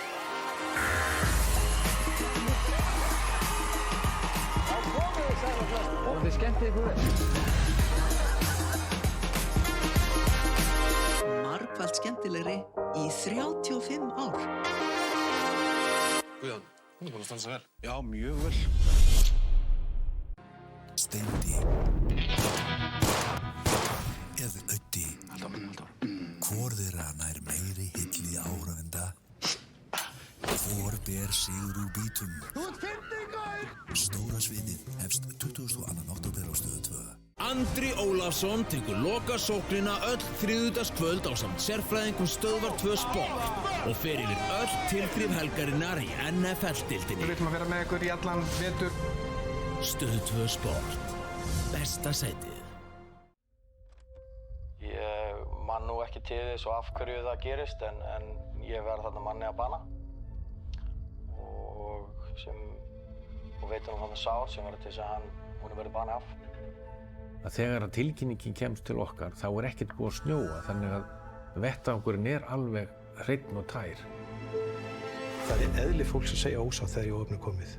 Komin út í horn.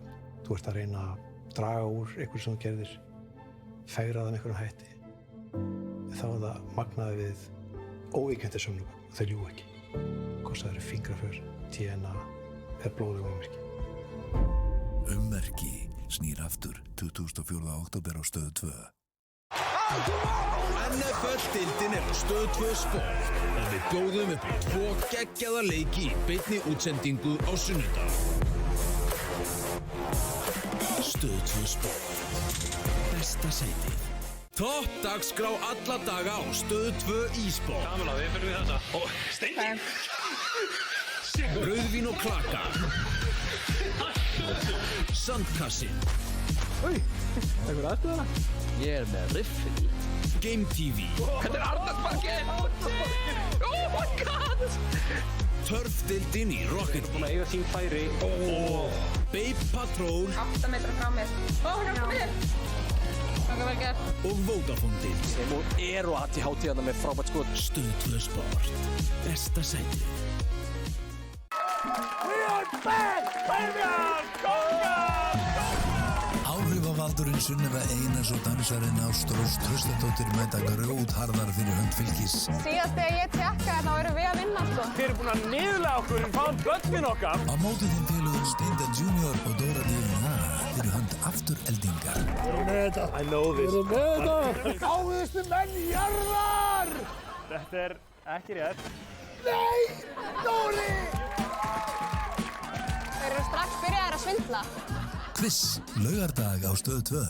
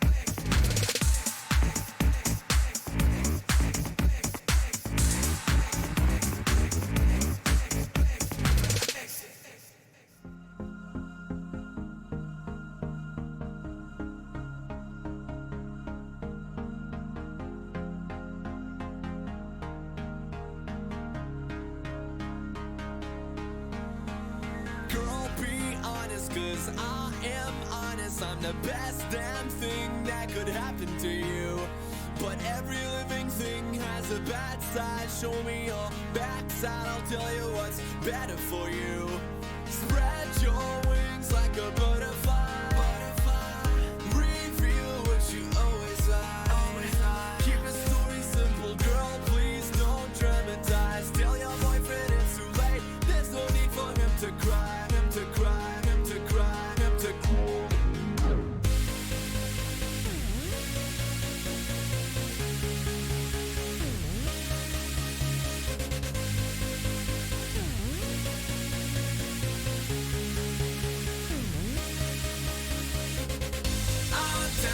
With everything you wanna do, wanna do, wanna do, wanna do. We're down with the same thing, let's do the same thing, over and over.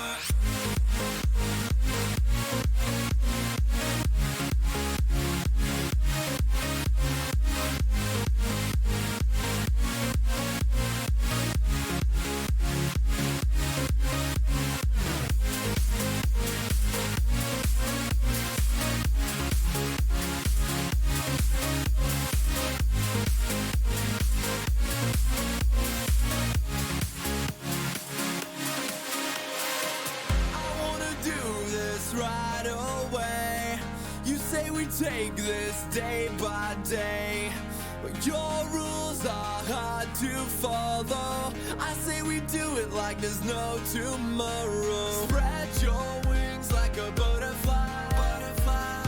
Reveal what you always like. Keep the story simple, girl, please don't dramatize. Tell your boyfriend it's too late. There's no need for him to cry, him to cry, him to cry, him to cry.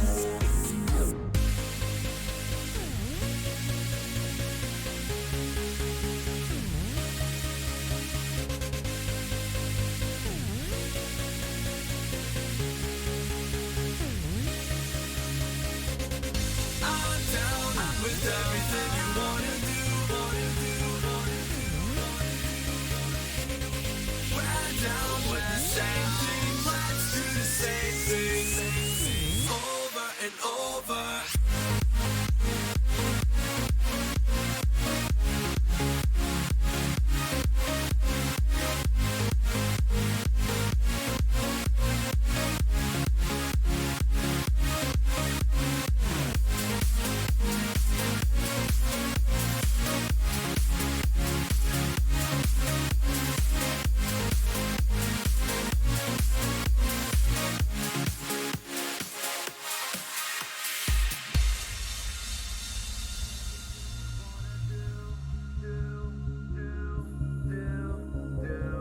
You're down with everything I wanna do.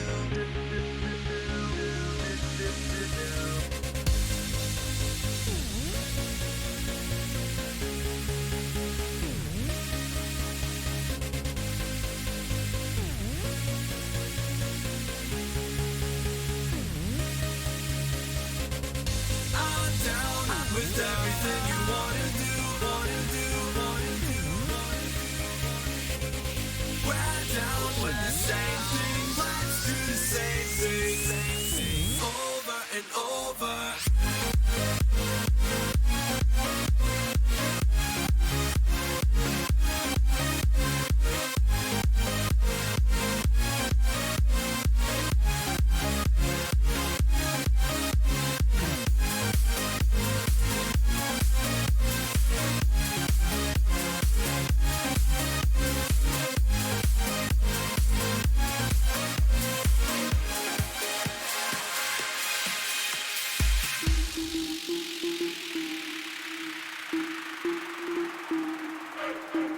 I like it. I love it. I like it. I love it. I like it. I love it. Watch me turn up in it.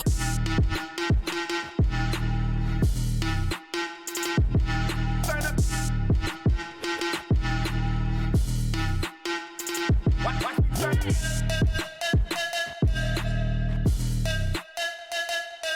Turn up.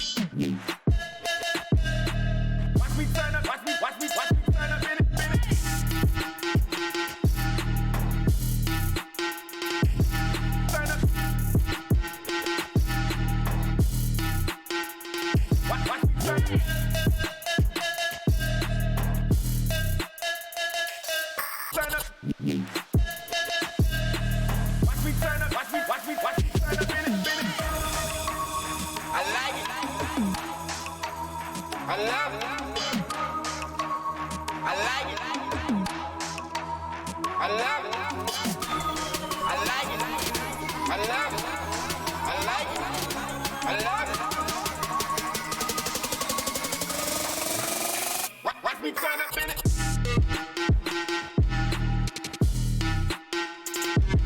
Turn up. Watch me turn up.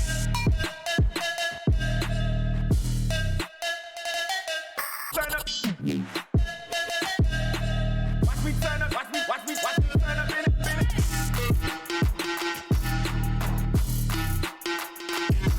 Turn up. Watch me turn up.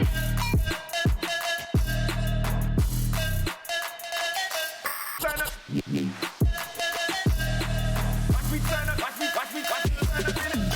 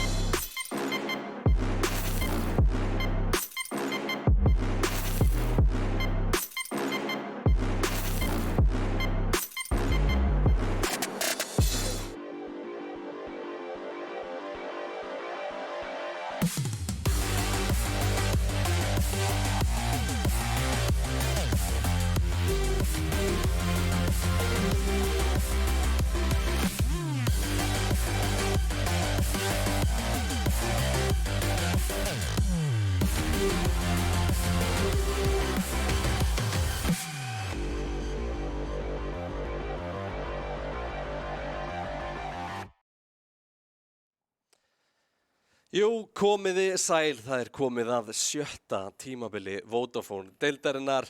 Þetta hefst allt í kvöld, þessi veisla og við verðum með ykkur í allan vetur, öll þriðjudags og föstudags kvöld. Ég er svona næstu því öll allavega. Ég heiti Kristján Einar, með mér er Tómas Jóhannsson, betur þekktur sem Tommy í okkar spjöllum og öllu sem að við kemur. Ég bara CS og rafíþróttum, Tommy. Easy. Þetta er geggjað. Mættir hérna í nýja stúdíu eða aftur, náttúrulega fengum við hérna í stórmeistaramótinu, erum að sjálfsögðu í Arena sem er þjóðar í leikvangur, bara rafíþrótta á Íslandi og þetta verður heimavöllurinn okkar í allan vetur. Já, hérna verður við og ég er ánægður með það. Mér líður vel hérna. Stúdíu lítur mjög vel út og uppkomið og tölvurnar eru konar þetta fyrir bak við okkur og fólk getur fara að leika sér og þetta er bara hrikalega skemmtilegt. Taldum að líta vel út. Nei, ég er ekki að fara að henda þessu beint á þig. Deildin lítur, Tommy, ég þarf ekki að segja. Nei. Deildin lítur frábærlega út. Við erum alltaf að tala um það að deildarmeistari Dusty kom auðvitað inn í deildina mjög sigurstranglegir, en það eru bara svo spennandi lið sem eru mætt núna. Já, að sjálfsögðu Fylkir er að koma með nýtt line-up sem að vann sér sæti, Kórdrengir, mjög spennandi sem við sjáum með aðeins seinna í kvöld. Exi skiptir line-up og nokkrar leikmannabreytingar og eins og ég sagði áðan og segi enn og aftur, deildin hefur aldrei verið sterkari, hún er að styrkjast með hverju árinu og þetta grassroots system sem að við erum með hérna er bara að sýta upp sterk lið og deildin verður bara sterkari fyrir vikið. Algjörlega, svo erum við náttúrulega með Þór, við erum með Ármann, Vallega náttúrulega eru áfram í deildinni, þannig að þetta er grjótart, það verður bara að segjast. Á þessu tímabili verður áfram spilað, svo kallar best of one, það er að segja, þetta er deildafyrirkomulag, það er bara einn leikur og í hverju viðureign, svona, maður reynir einhvern veginn að vera ekki að sletta þessu, en það sem breytist er að við erum með lengra tímabil, mun lengra, 3 umferðir og vítókerfi fer aftur bara í þetta hefðbundna CS-vító þar sem að bara annar liði byrjar að banna og svo er bara bannað þá bara 1 mapp stendur eftir. mjög hefðbundið, ætti að vera svona tiltölulega dummy proof og liðin enda, fyrir vikið reyndar með yfirleitt með svona 3. til 4. besta mappið sitt, en við erum komin á ákveðin grundvöll og til að fólk ekki að fara að lenda í þessum 2 möppum sem að eru mögulega léli í og svo framvegis, og við höfum þessi 3 viðureignir við hvert eitt og einasta lið, þannig að yfir heila deild þá ert að spila 3 leiki í hvert lið, þannig að það bara best of 3 í fyrir mappi. Algjörlega. Sko, það spurningum við kíkjum ekki bara á leiki kvöldsins, fáum þá hérna upp á skjáin. Við ætlum að byrja á leik XI og Kórdrengja. Nýliða Kórdrengja komu upp úr fyrstu deildinni og ég ætla að opna þessa deild gegn alveg nýjum hóp XI. Í kvöld þá mætast eins og er Þór Akureyri og Vallega og það samkvæmt spá liðana í deildinni, þar sem að liðin og fyrirlega liðin eru senda spá, þá þetta liðana sem spáð 2. og 3. sæti, Vallega 2. og Þór 3. og það ekkert á munnum. Þetta bara strax risa leikur í fyrstu umferð. Já, ég veit nú ekki hvort að ég megi vitna í þáttinn sem við vorum með aðeins fyrr í kvöld, en þeir eru náttúrulega rankaðir bara mjög nálægt hverju 2. og 3. og 4. og síðan 2. og 3. og síðan Ármann í 4. Ármann í 4. og síðan 5. og 7. var það ekki? Jú, XI og Kórdrengir sem eru síðan að fara að mætast. Þannig við erum að fá 2. og 3. sætið samkvæmt spánni og 5. og 7. sætið að mætast í kvöld. Ótrúlega mikilvægir leikir bara strax til að byrja með fyrir þessi 2 stóru lið sem að byrja, og síðan Þór Vallega ennþá mikilvægir leikur því að þetta toppbaráttan. Þarna ertu strax í byrjun tímabils að svona, ok, ég kannski fara að vinna þetta leik, ég kannski fara að tapa þessum leik og þetta að fara að leggja örlega línur hérna og ég þarf annarkvort ég komin í góð mál strax eða þá ég þarf strax að byrja svona, ok, ég þarf að spýta í lófana núna, nú þarf ég að vinna aðeins meira fyrir þessu. Þannig að spýta í lófana, það bara komin tíma á að fara að fjalla fyrsta leik kvöldsins. Það auðvitað XI gegn Kórdrengjum og Tommy, vídeóið búið. XI banna Mirage, Kórdrengir banna Nuke, XI banna Inferno, Kórdrengir banna Vertigo, XI banna Ancient og við ætlum að byrja þetta tímabil í Dust 2. Skemmtilegt, mjög skemmtilegt, að sjálfsögðu þá erum við að fara að sjá mínútugrís á vappanum, en með þessum skemmtilegu breytingum með Dust 2 þá það spilast aðeins öðruvísi það sem búið að loka fyrir að kíkja beint af terspóninu, þannig að við erum að fara að sjá það að þú ert að droppa niður og boosta og þú ert að fara að spotta sem terri og sem að gefur að sjálfsögðu miklu meiri leeway fyrir CT-ana að pushinu miðuna miklu öðuldar á mid-controlinu properly eða CT, þú getur jafnvel púsað í neðra, það ekki jafn mikil áhætta í því, þú getur rössað upp miðju í spörnuðunum og svo framvegis, þannig að þetta orðið aðeins meira komplex map eftir þessar breytingar, þannig að ég mjög hrifinn að Dust 2 núna. Talandi breytingarnar, þá náttúrulega voru fleiri breytingar á leiknum. Já, að sjálfsögðu, það var náttúrulega breytt damage-inu á M4A1 fyrirgjöðu þegar þú skýtur í body, þannig að hann meira viable, ódýrari kostur fyrir CT-ana sem að negatar þessi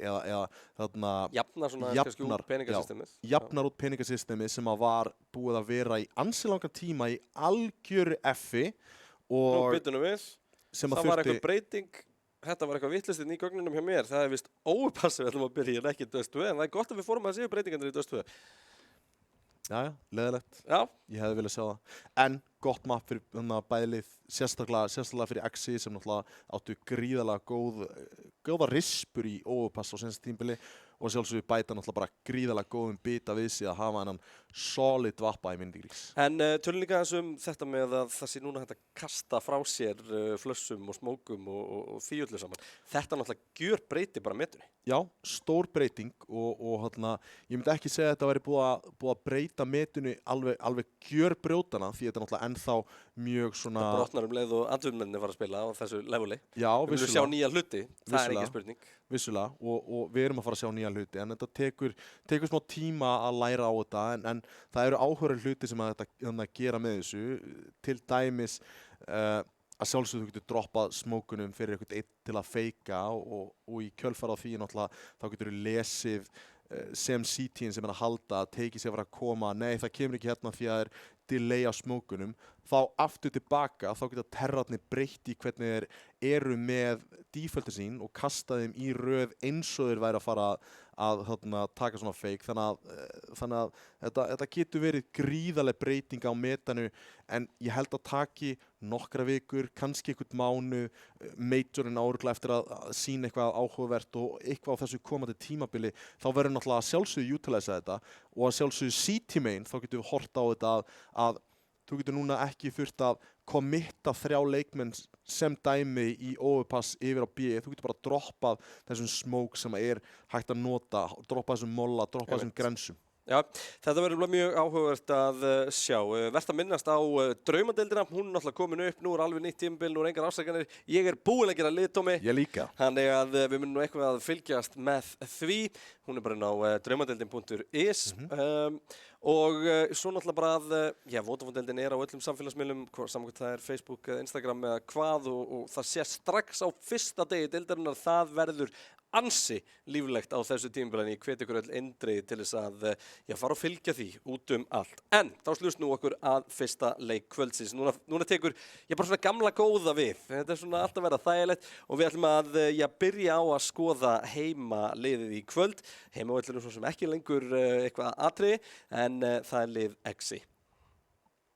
Hér erum við lið Exi, Triple G, hósið Jón Keli, Turbo, hann vantar Turbo þarna og það er Skandal og Myndigris.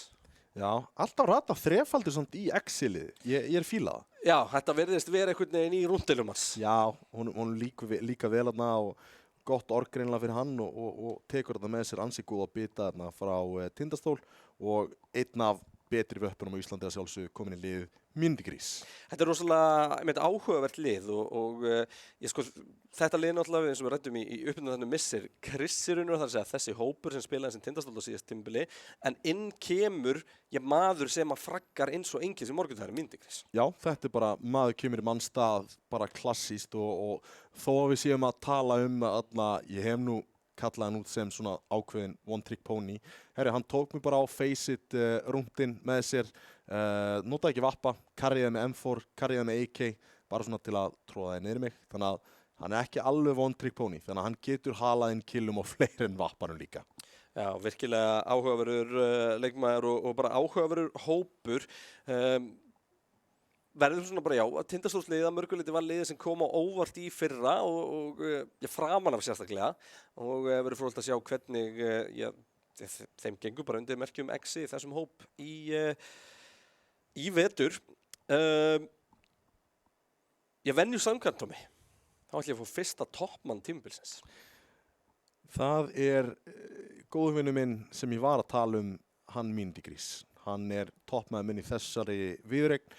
Og svona samkvæmt því sem að ég bjóst við að vídeó myndi fara, þá er þetta farið í eitthvað mapp sem að þeir geta notað Myndigrís í. Hann getur að sjálfsögðu spila Vertigo með vappan og allt það, en honum líður náttúrulega betur að hafa þessi löngu angles að geta náði í þessi pick, þannig að ég vel Myndigrís. Já, eitthvað sem viljum bæta við Exi áður en við snúum okkur yfir að liði Kortdrengja. Það er náttúrulega lið sem við erum aðeins að kynna. Eitthvað? Nei. Bara hlakka til að sjá það og vonaði byrji vel og þið gerðu og vonandi krækja þessi í einhverja sigra svona aðeins fyrr á þessu tímabili heldur þið gerðu á senasta og það sem þið spilaðu náttúrulega undir merkjum Tindastóls. Þá ætlum við snúa okkur að liði Kortdrengja. Hérna erum við með Blaster, Demantur, Hyperactive, Sneaky og Seni. Og þetta lið að koma upp í Vodafone-deildina úr fyrstu deildinni, sigruðu hana á síðasta tímabili, búin að vera loðandi við þetta í svolítinn tíma. Þessi hópur á stórum hluta, einhvern veginn alltaf að búast við að hann kæmist upp. Sáum það fyrst í stórmeistaramótinu þar síðasta, það sem spiluðu virkilega vel komist langt. Þetta er spennandi hópur og er spáð til dæmis að fyrir ofan fallsæti á þessu tímabili. Já, og ég býst ekki við neinu öðru af þeim heldur en að þeir haldi sér upp í deildra bestu akkurat núna því að þetta er bara hrikalega skemmtilegt lið og eru mjög aktífir í samfélaginu að spila hvort sem að sé í pukum eða að prakka og síðan, það eru ákveðni prakkarar þarna, en það verður bara gaman að sjá þá í rauninni í þessum fyrsta leik sínum eldskírninni í Vodafone-deildinni. Að sjálfsögðu eru búin að spila stórmeistaramóti og stóðu sig eins og þú sagðir mjög vel núna á því seinasta og þar seinasta. Þannig að, og líka skemmtilegt að sjá að systemi virkar. Við erum að fá góð lið upp úr fyrstu deildinni, trekk í trekk. Við fáum Valle, við fáum Kortrengi og svo framvegis. Algjörlega og það er einmitt bara virkilega ánægilegt að sjá. Tommy, fyrst þinn, toppmaður hjá Kortrengjum. Ég valdi Blaster. Mér finnst hann ákaflega vanmetinn spilari og það verður gaman að sjá hann hérna í fyrsta leiknum í Vodafone-deildinni í smá tíma og það verður gaman að sjá líka hvernig restina af liðinu er að fara að spila í kringum hann því að þetta er gæi sem getur algjörlega að skara fram úr. Ákaflega skemmtilegu spilari og þetta er bara algjör bomba og auðvöld val fyrir mig. Já, Flúrin. Já, ég ætla reyndar að segja það. Kortrengir ábyggilega flúraðasta liðið í ég held að það sé nokkuð gefið. Og ég meina, það er náttúrulega gefur ákveðin hjartastað, sko. Ég er hrifinn af þessum flúrum, sko. Já, það verður fróðilegt að sjá hvernig þessi leikur spilast. Eins og áður sagði þá er síðan seinnilegur kvöldsins Þór gegn Valle. Það er mjög spennandi leikur. Báðir þessi leikir algjör keppni á milli liða sem er spáð svipuðu gengi í deildinni. Það er bara spá. Við höfum séð þær klikka áður. Já, heldur betur. Þannig að það er alltaf gaman að vitna í spárnar en þegar spáin fer vitlaust þá það er bara skemmtilega, það er bara skemmtun. En þetta var áhugaverðir leikir í kvöld. Ég er mjög spenntur að sjá þessa umferð spilast út einfaldlega vegna þess að það er ótrúlega mikið undir fyrir bæði lið. Sérstaklega einmitt eins og þú segir hvernig þeim er spáð fyrir og að sjálfsögðu við vitum að Þór verður einhvers staðar í þessari toppbaráttu og Valle að sjálfsögðu voru í þriðja sæti á seinasta tímabili og voru í öðru sæti á stórmeistaramótinu. Þannig að einhver svona stígandi með þeim. Þannig að, já, Exi að sjálfsögðu þarna spáð hjá Kortrengjum, bara hlið við hlið. Þannig að hvernig þessi lið sé að fara að performa hérna í kvöld er ansi mikið svona, já, svona líta liðin út akkurat núna. Fyrst að hafa að breyta kerfunum það hvernig möppur er valinn, vítóinu, þá náttúrulega snúa hnífarnir aftur. Ánægilegt. Það er virkilega ánægilegt. Ég er hrifinn af hnífarándum, þá fá að sjá nefnilega kutana, hversu mikið svirði þeir eru, sjáum betur inventorið. Hvort þeir leiki í höndunum á mönnum. Já, nákvæmlega. Og svona, eru þeir með stattrack, eru þeir ekki með stattrack, hversu mikið í stattrack eru þeir? Já, ég verður bara býðið til kallinu að geta farið að skipta yfir í overpass þar sem að fyrsti leikur kvöldsins fer að hefjast. Þetta er ansi stór stund alltaf á hverju tímabili þegar þetta allt sem hann byrjar. Alltaf svona þegar maður fer fyrst inn þá svona, ok, shit just got real, sko. Það er bara þannig. Það er komið að þessu, við ætlum að skipta yfir í overpass þar sem að, Exi og Kortrengjir ætla að opna deildina fyrir okkur.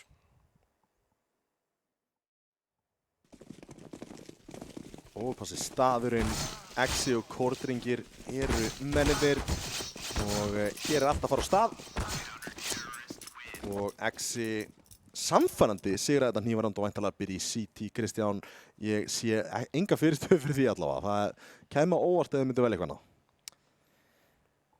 Það var eitthvað byrjun, svo mikið ég veist. Já, henda smá curveball í kallinn og sjá hvað gerist. En að sjálfsögðu Exi byrja CT megin og þar að leiðandi eru Kortrengjir í TER og ég held að við séum að fara að sjá eitthvað hratt, við erum að fara að sjá eitthvað í gennum tengi og inn á A-ið. En það er bara spá. Spáir eru oft vitlausar. Vodafone-deildin tímabilið 2021-2022 formulega komin að stað og hver ætlar að ná í fyrsta fragg tímabilsins? Það verður áhugaverð. Verður það Hyperactive? Nei, en það er aðeins hitt að seni í. Flassi kemur. Nei, það var Dikko reyndar. Það inn í fimmuna eru 4 til staðar þar og skilja 1 leikmann eftir í rampinum, en Exi er að bregðast ansi vel við þessu.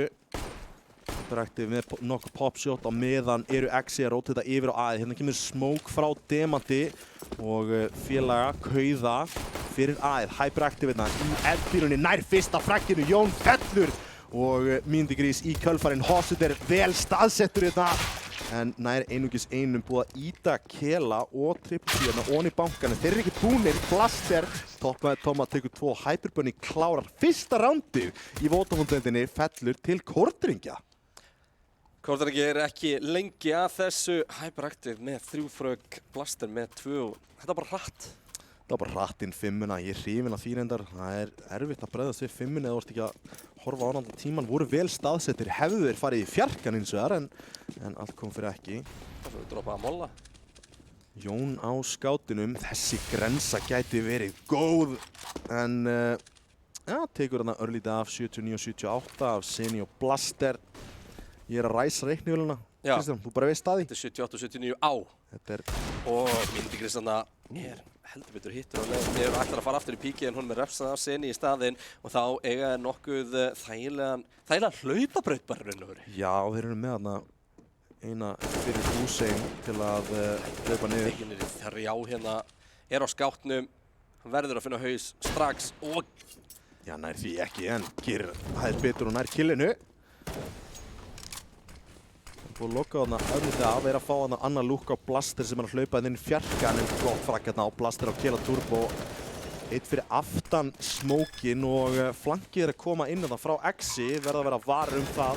Spurning hvort það vilja pússa þarna inn býðið til smókunum. Sko Jón er með skáttinn, Triple G með Deglu og Hósetta líka og það er stór armor þarna að heimur. Hérna er þetta farið og séum það að Hósetta er alltaf að hlaupa í burtu með armorið sinn. Þrefaldur setur fyrir ofan tengið að bíða eftir að einhver byssa komi í andlitið á honum en allt kemur fyrir ekki. Það er spurning hvað þeir eru að prakkarast núna. Þeir eru að droppa byssum. Já, sýnist þið var að gera það eða eitthvað álíka.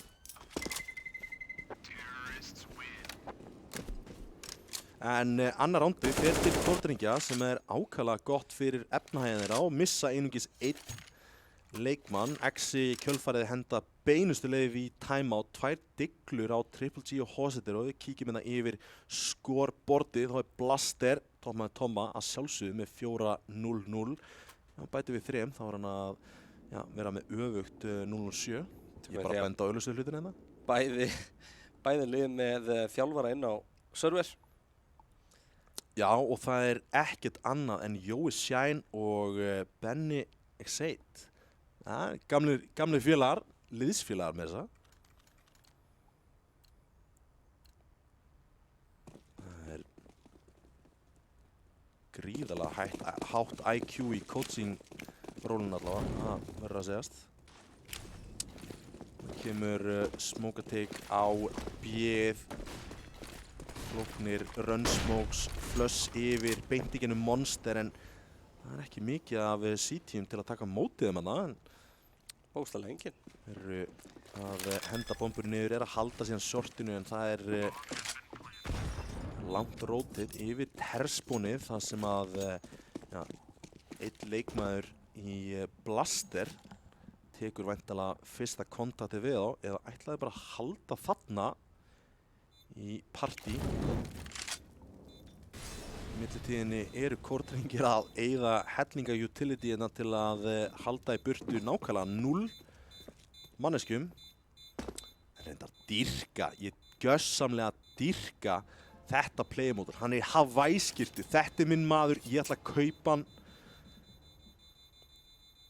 Þeim áttir að sjálfsögðu í því það hlýtur að vera homage til mín. Elska þessar Hawaii-skyrtur. Það er til að eignast fleiri. En 3-0 fyrir Kortringjum. Fyrsta kaupland að koma núna og við rýnum í hérna efnahæginn. Þá er Triple G, Keli Turbo og Jón allir með þetta M4A1 eða þennan Silent M4 sem að mér finnst einfallega að vera að skipta sköpu núna til að bæta efnahæginn á C-tíunum. Erum með vappan á Myndigrís að sjálfsögðu, engin vappi til að mæta en þarna, þetta er stórt kill, Myndigrís fellur þarna strax. Hyperactive er að slá hann út, gott pick up með Hyperactive hins vegar fær þarna frían vappa sem er ákaflega gott að eiga. Dýrt vopn, smókar koma hérna inn á aðeð. En ég efa, já, þeir eru að fara með bombuna yfir á B. Þetta er einfallega til að fiska út rotate-in, hyperactive. Þannig að finna einhver oflátt sens þarf að hækka þetta. Rotate-in fara yfir, bomban komin nánast inn á B. Grensundan gæti verið góðan eins og að Blaster fellur beint eftir að bomban er farið niður 2 á móti 3. Ekki mikið utility til staðar, Jón kom með 2 og allt á herðunum á Sneaky. Góðu molli hérna. Næri ekki eins og Jón hendir í 3K. Það er jafnmörg kill og verið nafnin hans. Ekkert vesen. Og fyrsta rondið til Exi. Kortrengir eiga hellinga pening. Demantur eini sem er lágri rauninni en það er nóg til þar. Kaupið sér niður fyrir allan peninginn. Molli kemur þetta fyrir shortið og væntanlega vilja eignast á fasteign mjög snemma í rondinu. En Molli, Grensa, allt kemur út í rauninni og þeir ætla að vaða í gegnum monsterið. Keli nær hérna 2, Seni nær 1 tilbaka en Keli nær 3. Þetta getur verið ansi dýrkeypt fyrir Kortrengi að ná ekki að svara. Molla eins er 1 út þarna í breiðholtinu og Myndigrís að sjálfsögðu tilbúið með þessa línu til að bregðast við. Sneaky þarf að gera eitthvað hérna. Hvað getur hann gert? Gott flass. Tekur Sneaky af línunni og Myndigrís klárar þetta nánd og Exi eru að svara.